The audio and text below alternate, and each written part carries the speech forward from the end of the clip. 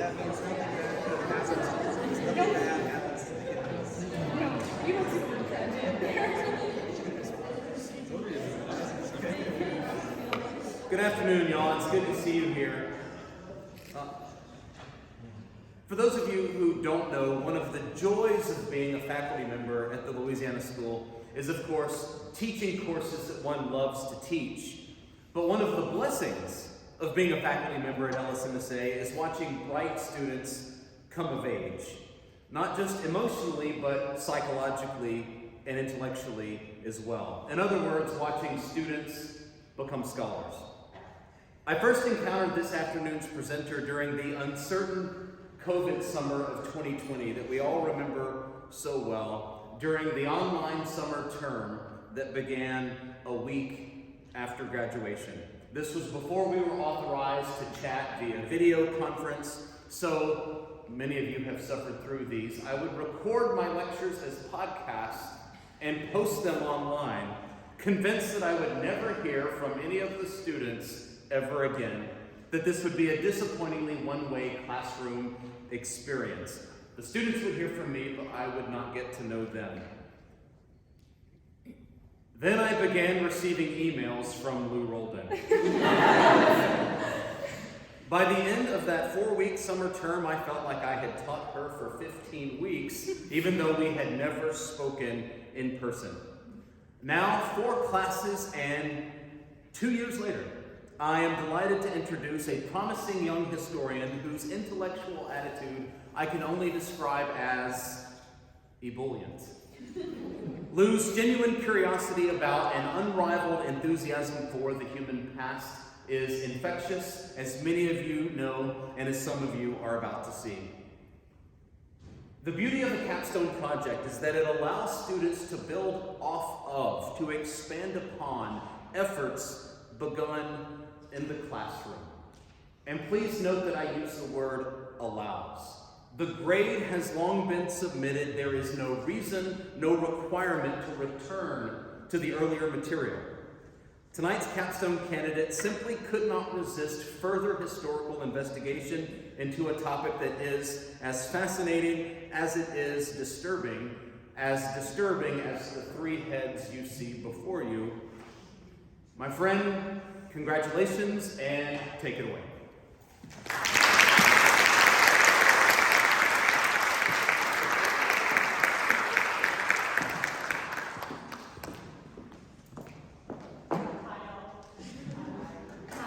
Okay, so before I begin, I'm going to give a little bit of a trigger warning for medical terminology, medical situations, and general ickiness.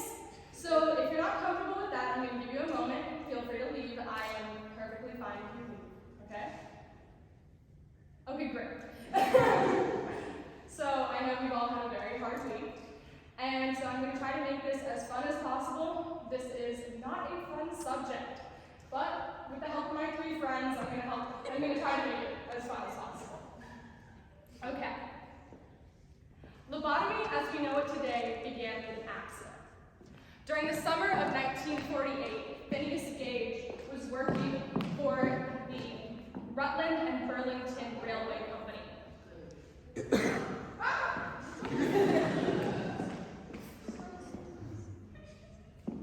Okay, let's try this again.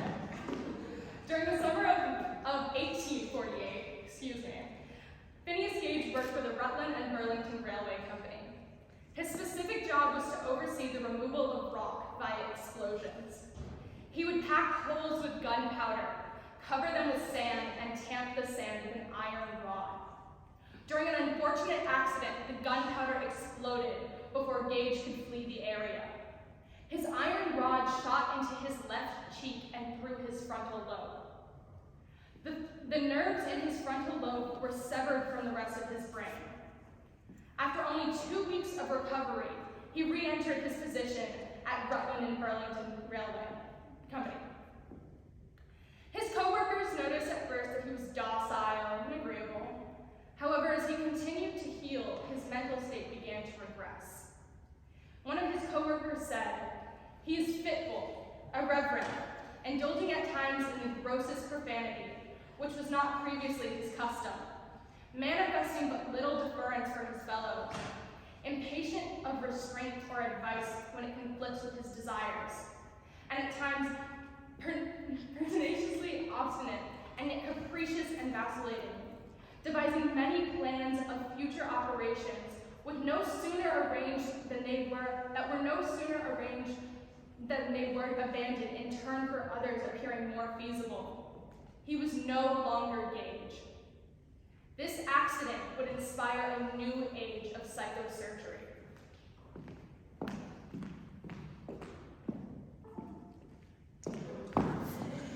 This computer hates me, y'all.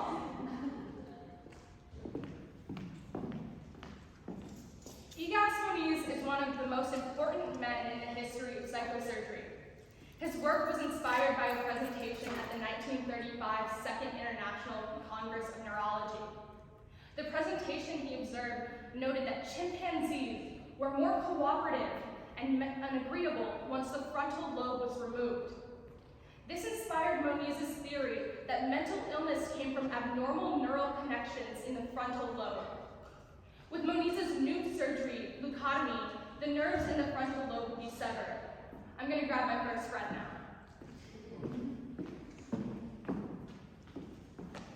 During a leucotomy, 6 holes would be cut in the patient's head. Here, here, here, here, here, and here. Then, a device called a luectome, which I don't have a picture, but it kind of resembled an apple corer, if that means anything. Yeah. It would be placed into each of these holes and moved at certain angles, or as the term would come to be known, scrambled. The brain would be scrambled and sever the nerves and leave only the healthy parts of the brain.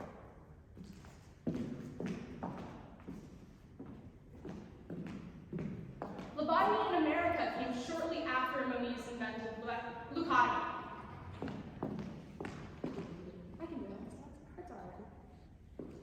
Oh, there we go, leucotomy. It's all right, guys. Waiting for it to do. Okay. Stay. Lobotomy came to America shortly after Moniz invented leucotomy. While bringing the idea to another International Congress of Neurology, Moniz met Walter Freeman. Dr. Walter Freeman was a physician from Pennsylvania who had an extensive history as a physician by that point, but who had no formal training in neurology. Freeman was fascinated by Moniz's ideas concerning leucotomy. He believed, like Moniz, that because the case of Phineas Gage had been semi-successful and studies on primates had shown promising results, that human results would also be successful. In 1936, Moniz and Freeman would begin leucotomizing patients. Walter Freeman and his partner James Watts performed the first leucotomy in the United States on a 63-year-old housewife from Kansas with agitated depression. Within the first 2 weeks, the patient showed beneficial results. Freeman deemed it a success and leucotomized a dozen more people in the first month alone. One of the major issues with leucotomy was that it was not fast and it required specialized training. Within the 5 years following, both doctors attempted many experimental versions of the surgery to make it faster and cheaper, including prefrontal lobotomy.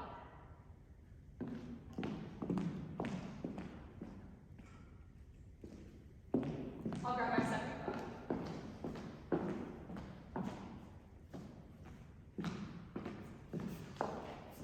Prefrontal lobotomy was simpler. An incision would be made behind each temple above the ears, and a spatula would be stuck in and into the incisions and moved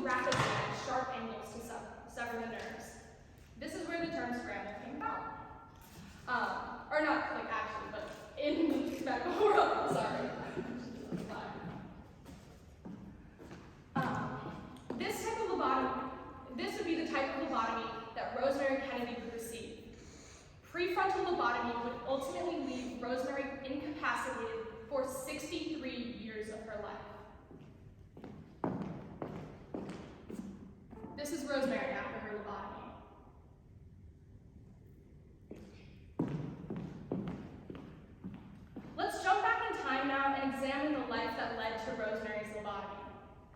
Rosemary Kennedy, was born on September 13, 1918, the third child and eldest daughter of Rose and Joseph Kennedy. Her birth was traumatic. Rose went into labor before a doctor could arrive, and Rosemary was stuck in the birth canal, suffocating.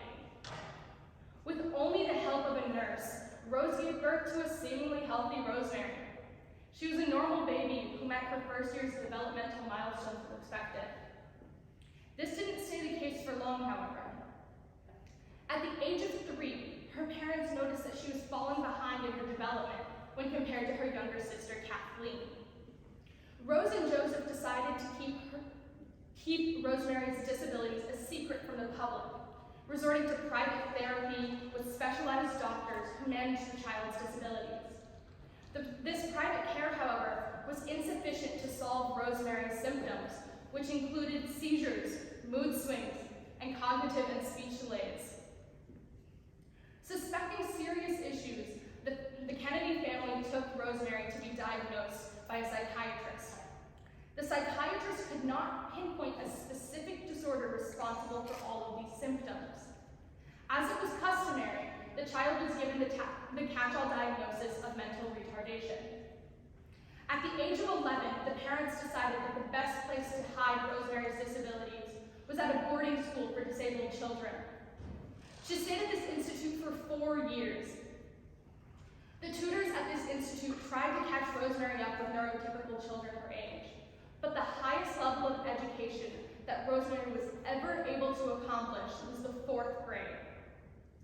During this period, Rosemary learned to send letters to her friends and family back home and became very close with her younger sister, Kathleen. 4 years after entering her first boarding school, the Kennedy family decided to bring Rosemary a little closer to home. At 15, she would move to Sacred Heart Convent in Providence, Rhode Island. At the convent, she was taught by 2 nuns, separated from the other children. The family bribed the school to keep Rosemary's condition a secret by building them a new tennis court. According to the nuns at the school, Rosemary was learning at a slow but consistent rate, and there were reasons for hope. However, when at the age of 16, Rosemary's younger brother and future U.S. President John Kennedy took her to a school dance. After the dance, he reported to the parents that her state had not improved. This prompted Rosemary's 3rd school change. The 3rd school was in Boston, where she would receive specialized tutoring in French rather than English. It was hoped that this would treat her cognitive delays. Rosemary quite enjoyed this curriculum and would often write her father letters in French. Joe, however, when he would respond or come to visit, was often cold to Rosemary. Joe and his son, Joe Jr., frequently wrote letters to each other saying that they were in support of sterilizing disabled people. I think it's... Who's Joe? Joe is the oldest, or Joe is the father, Joseph Kennedy. I think it's fair to say that this is why Rosemary endured harsh treatment and unfair therapies. While in Boston, Rosemary began to see Dr. Charles Lawrence, an endocrinologist, who despite not being a psychiatrist, began medicating Rosemary. Lawrence conducted experimental studies on the effects of hormonal imbalances in the brain. He gave Rosemary injections as part of this study. His theory was that the injections would balance Rosemary's hormone levels and soothe her mood swings. These were not seen as a symptom of her disability, but rather as a hormonal imbalance because she was a teenager. A letter from Joe Jr., the oldest sibling, to his parents indicated that these injections were not working. This letter would lead to Rosemary's 4th education change. The failure of the various treatments to cure Rosemary led the family to enroll her in therapy at Harvard. She remained at the school in Boston while seeing Dr. Walter Dearborn, a behavioral specialist at a clinic at Harvard's Graduate School of Education. Dearborn's theory was that Rosemary was behind in school because of a lack of an individualized education plan. He advised the school to create a program specifically for Rosemary. Mrs. Kennedy advice and agreed that the school should be working specifically with her daughter. However, while appreciating Dr. Dearborn, she still hoped for a way to cure Rosemary of her mental disabilities. Dr. Dearborn's treatment was great help to the girl's educational problems, but caused no improvements in her mental disabilities, which were treated by Dr. Lawrence. Neither of these two treatments, however, were successful in improving Rosemary's root condition, and the Boston school refused to admit her for the following year because of her lack of progress in her behavioral and cognitive disabilities. The next school that Rosemary would attend was Miss Horrigan's residential school, which sought to teach Rosemary social graces rather than a formal education. However, her schooling here did not last very long, and after the first year, she returned to Sacred Heart Convent. Before World War II, Rosemary's father secured a job working for the FDR administration as a Securities and Exchange Commission chairman. After working for FDR for two terms, Kennedy was granted a position as an ambassador to England. This highly coveted position meant that the family would have to relocate to England. Rosemary's move to a new country, away from everything familiar to her, led her to great emotional and physical stress. In fact, Rosemary was hospitalized for a nervous breakdown barely a week before her move. Her symptoms were so severe that she lost 8 pounds during her hospitalization. Despite the intense fear of moving, the family decided to take Rosemary to England with them. During her time in England, Rosemary attended a Montessori school, which she came to love. But also during this time, her seizures began to worsen. During the time in England, the family would be approached by 2 nurses. The nurses would propose the idea of lobotomizing Rosemary Kennedy. This idea would not be further explored until the family returned to America. But by then, Rosemary's condition had declined so rapidly that Joe Kennedy decided to lobotomize her. Rosemary was very close with her sister, Kathleen, throughout her entire life. They frequently wrote letters to each other during boarding school, and even while in England, they had a debutante ball together. She was Rosemary's best friend. She advised against the lobotomy because she met with a doctor from Harvard in Boston. She met him in Boston. The doctor told her that the results of lobotomy varied so greatly that he would personally advise against lobotomizing Rosemary. Rosemary's mother, Rose, also sided with Kathleen. She believed that Rosemary didn't need to undergo the lobotomy. Still, Joe pushed for her to be lobotomized. Having a disabled daughter was a great cause of shame to the rich and politically powerful family. Lobotomy offered a hope of Rosemary recovering from her disability.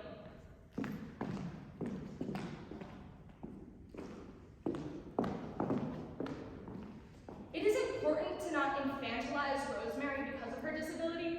She was an adult woman who enjoyed going to parties, hanging out with her friends, and even going to football games, specifically at Harvard. But her rights as an adult were stripped away from her to fit her father's political agenda. She would be lobotomized in November of 1941 at 23 years old. Rosemary's procedure did not follow Freeman's standard form of lobotomy. The surgeon took a scalpel comparable to an electric turkey cutting knife and cut 2 holes in her head. They were 1.5 inches long on each side of her temple. Rather than a traditional hook, he used a kitchen spatula. He inserted it into both sides of her head and scrambled her brain for 30 seconds. Took it out, stuck it in the other side, scrambled for another 30 seconds. Rosemary remained awake during the surgery, and he was given little medication to manage the pain. The doctor made Rosemary recite information about her life while scrambling her brain and cutting tissue.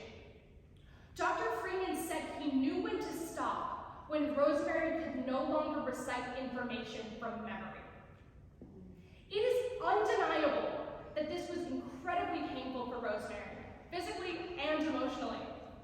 Even with her limitations, she understood what was about to happen to her.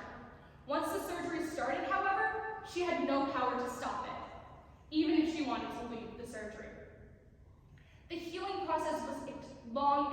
exceedingly painful. The incisions were small, which meant they should have healed quicker.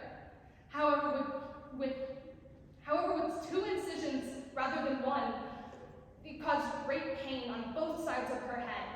Immediately after the procedure, her symptoms started to change. She went from extreme mood swings to long absent periods, almost catatonic and void of effect. She spent long periods just staring into the distance. When she did come to consciousness, she was never the same. She went from loving writing in her diary to not being able to control any of her motor functions. Lobotomy left her unable to talk. She would never have a conversation with her mother, her father, or even her favorite sister again. Her mother could not bear to see Rosemary in such a state, so she moved her to St. Coletta's of Wisconsin, where she would live until 2005, when she passed away at the age of 86. Again, I will say, this is Rosemary after the lobotomy. This is St. Coletta's.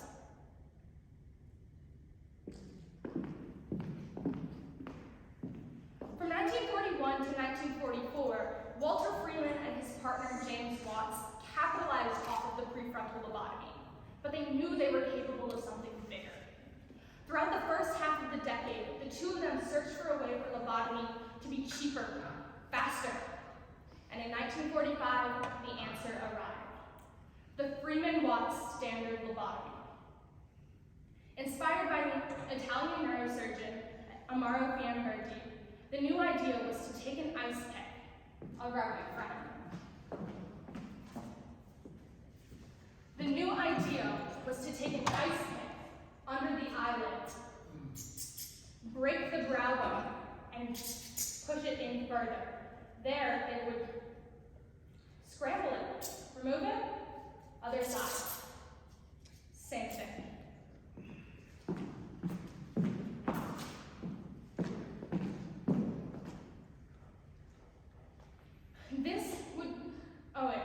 This form of lobotomy skyrocketed in popularity following 1945. Pictures of people before and after lobotomy would be placed on the backs of magazines to incentivize lobotomy. That's the lobotomy.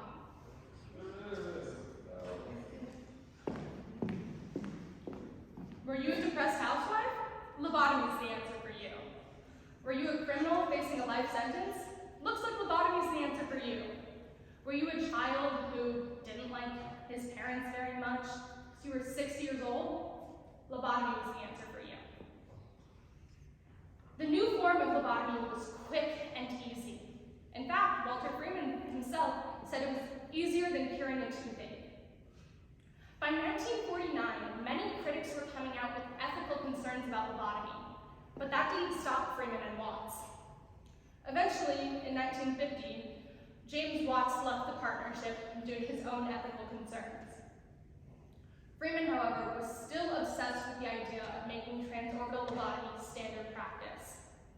In 1952, in a 2-week period, Walter Freeman lobotomized 228 people in state sanitariums throughout West Virginia.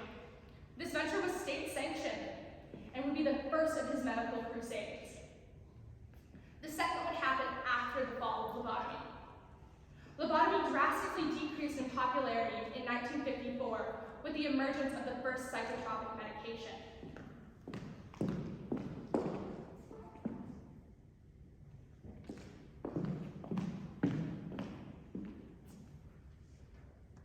Lithium and thorazine gave a great way to treat mental illness, and it wasn't permanent and it wasn't invasive.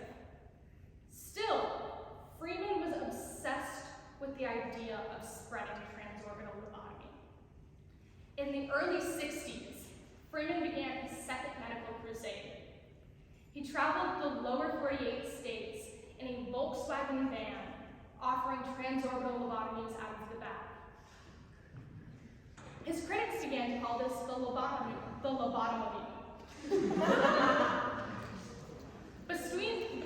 Between stops in his tour, he would come home to California and work in his private practice. There, he would take private cases. Some of still alive today. Howard Dully is currently a 73-year-old former bus driver from California. He was lobotomized by Walter Freeman at the age of 12. In his stepmother's eyes, he was disobedient, and his family was manipulated into believing that lobotomy was the only cure to his disobedience. Freeman lobotomized him for a mere $200. Dully has no memory of the surgery itself, but in 2005 went on a mission to find his medical records and others who had been lobotomized by Freeman. He interviewed 3 people who had been lobotomized by Freeman and his own father on an episode of NPR's This American Life in 2001. The one thing that stayed consistent between accounts was manipulation. Walter Freeman manipulated people into believing that any ailments they had could be fixed with an ice kick. He manipulated people with false promises of life without headaches, disobedience, mental illness, or political unrest. Families that had suffered due to inadequate health care were given hope. For $200 and 15 minutes, years of hardship could be fixed. Rosemary Kennedy is a perfect example of this manipulation and hope. Sadly, Rosemary wasn't the only person whose life was irrevocably changed due to the quick fix surgery. More than 3,000 people were lobotomized at the hand of Walter Freeman alone. Hundreds of those people died from complications from the surgery. Dozens more committed suicide during the brutal recovery process. And dozens more were left incapacitated for the rest of their lives. I'll leave you with a few words from Dully's episode of This American Life. This is a conversation between Howard Dully and Frank Freeman, Walter's son. Mr. Dully asks, "Are you proud of your father?" And Mr. Freeman says, "Oh yeah, yes. He was terrific. He was really quite a remarkable pioneer lobotomist. I wish he had gotten further." Oh, sorry. Thank you.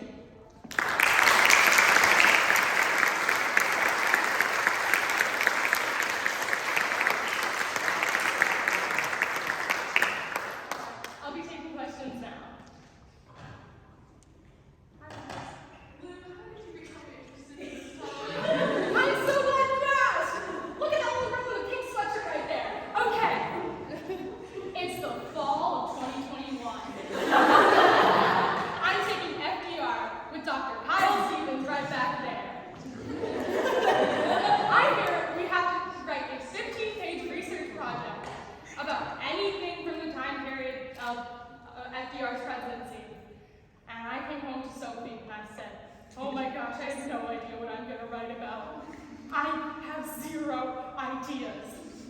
And she so nonchalantly says, "Write about Rosemary Kennedy." And I said, and here we are. What was the recovery like for lobotomies? So it depends on which procedure you're talking about. With transorbital, it was less intense. You can see the after effect on Howard Dully. He just had big black eyes, but it took 2 weeks of black eyes and then he was relatively fine. With prefrontal lobotomy, like Rosemary's, that was an earlier form, and in the first couple of cases of prefrontal lobotomy, saline wasn't invented yet, so the healing process was rough. They really had no way to clean the infections that happened, so a lot of people died from the infections. It wasn't an easy healing process by any means. So you mentioned there were like 3,000 of these done, several died, several had a problem. Obviously there were some that continued in what was considered a normal or semi-normal state. Yeah,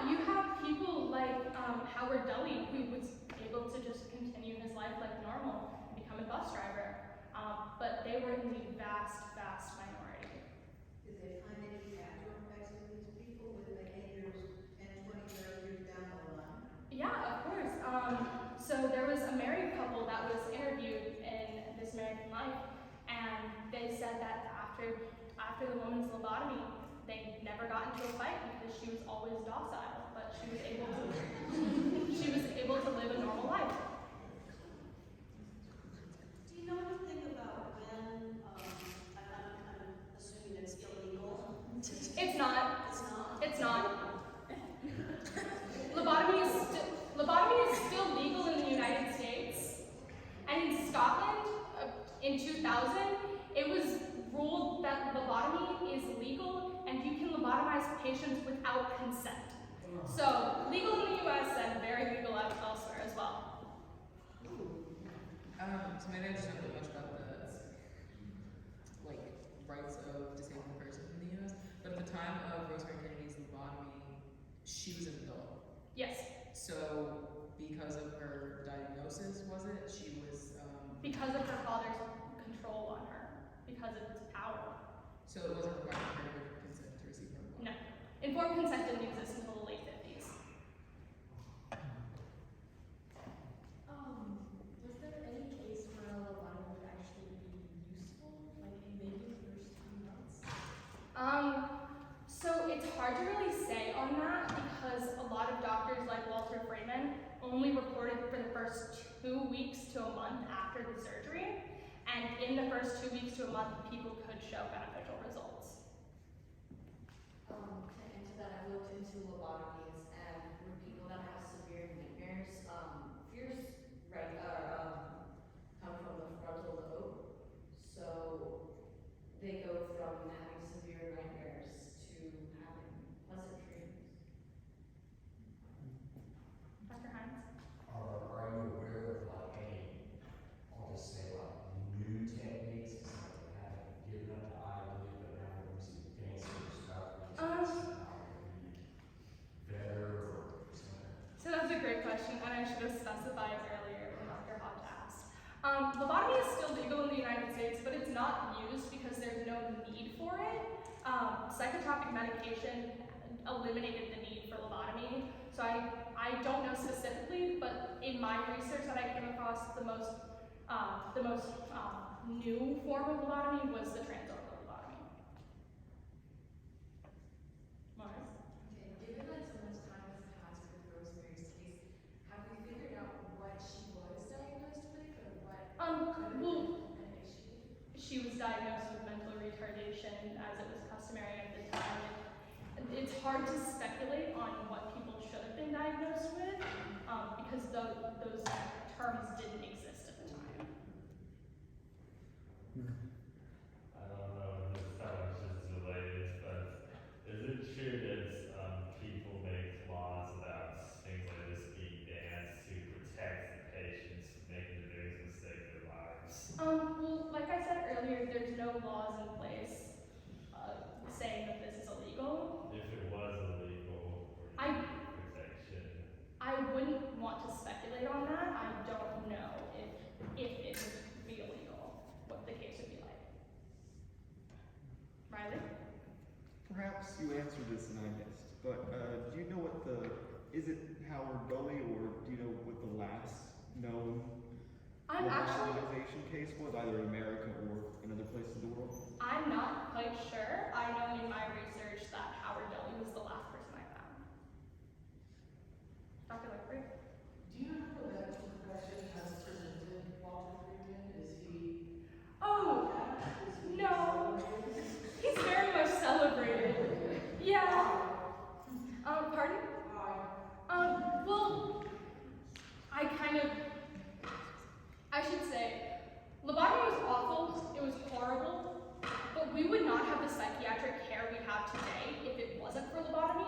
So as awful as Walter Freeman was, and how many lives he ruined, he still opened so many doors for the psychiatric care we have today. So that's why he's not demonized in it. Macy? You mentioned how, I guess how recent the law in, you said Scotland was that, about lobotomy and everything.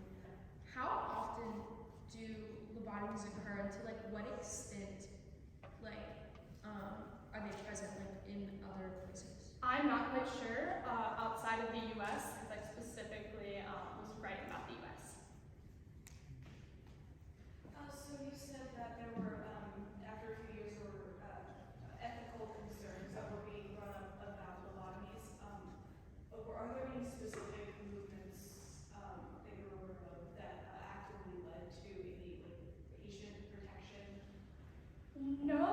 not really. I know that the International Congress on Neurology said we don't support this in the early 50s, but I don't think there were any movements specifically to the US against it. Haley? I know that you said that Rosemary wasn't able to maintain, like talking and cognitive function, but did her relationship with her mother and sister Kathleen change in a more emotional sense? Oh, of course. I don't see how you could undergo a surgery like this and have such damage like that and not have a more emotional relationship with your mother and your sister. I know Kathleen specifically visited St. Coletta's a lot. Rose less so, but Rosemary herself became quite an important figure in like the disability rights movement in the 90s, and so she was cared for and she was represented towards the 90s and early 2000s. If lobotomies were only used to help with emotions, why are some people not able to have cognitive speech anymore? Mess ups. Did the Kennedy family ever publicly regret what they had done? Yeah. Unlike parents and things. Yes, ma'am. The dedication in Rose Kennedy's biography specifically states that she regrets the decision. Did Rosemary have to like stay in like homes or like safe for the rest of her life? Yep. From 23 to 86, she stayed in St. Coletta's. Was there any direct statement from Joe, who's the publicly figure in the Not that I know of. So you said that Rosemary's surgery took 30 seconds on each side. And I was wondering if that was standard practice for her specific type of surgery. Yes. All right. Why do caregivers take care of someone who's kind of paralyzed for 70 years? Can't do anything. I don't know if I can answer that one. I'm not a caregiver.